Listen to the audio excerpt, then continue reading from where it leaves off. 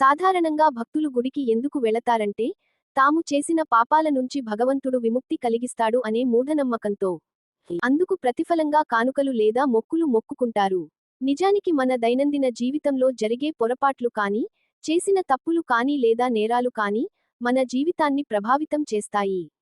వీటిని సాధ్యమైనంత వరకు సరిచేసుకునే అవకాశం మనకే ఉంటుంది కానీ, భగవంతుడు అన్ని పాపాలను మాఫీ చేస్తాడు అనే గుడ్డి నమ్మకంతో, కొత్త కొత్త తప్పులు లేదా నేరాలు చేస్తూనే ఉంటారు. చేసిన పాపాలు పోవడానికి అని పుష్కరాలు పేరుతో, మంచినీటితో ప్రవహిస్తున్న నదులను మూకమ్మడిగా వెళ్లి స్నానాలు చేసి, నదుల నీటిని కలుషితం చేస్తున్నారు. ఇలాంటి కలుషిత సంప్రదాయాలను ప్రారంభించి ఉపాధి పొందుతుంది ఎవరో ప్రత్యేకంగా చెప్పనక్కర్లేదు. దీనిపై మరింత వివరణగా ప్రముఖ మత ప్రబోధకులు చెబుతున్నారు, మనం కూడా విందాం.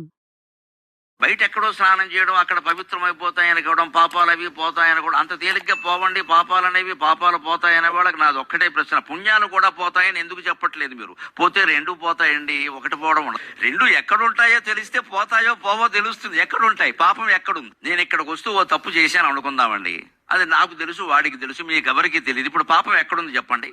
నా మనస్సులో ఉంది, ఎక్కడ లేదు. మనస్సులోంచి పోవాలంటే సబ్బెడు రుద్దుతావా? పుష్కరాల్లో మునుగుతావా? ఎలా పోతుంది? మరి ఇది పుణ్యాలు పోవాలని కోరుకోడండి. మనిషికి స్వార్థం. రెండూ వీడే చేశాడు. పుణ్యము వీడే చేశాడు, పాపము వీడే చేశాడు. కానీ దేవుడు పాపాలు మాత్రమే తీసుకుని పుణ్యాల మీద దేవుడు అంత లోకువైపోయాడు మనకి. నువ్వు చేసిన పుణ్యాలు నీకు కావాలా? పాపాలు నేను తీసుకోవాలి. ఎవడన్నా తీసుకుంటాడా? ఈ అడిగేవాడు తీసుకుంటాడా?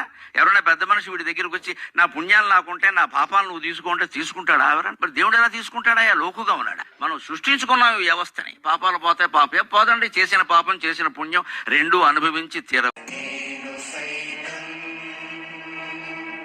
మిత్రులారా, దయచేసి సబ్స్క్రైబ్, లైక్, కామెంట్, షేర్ చేయండి.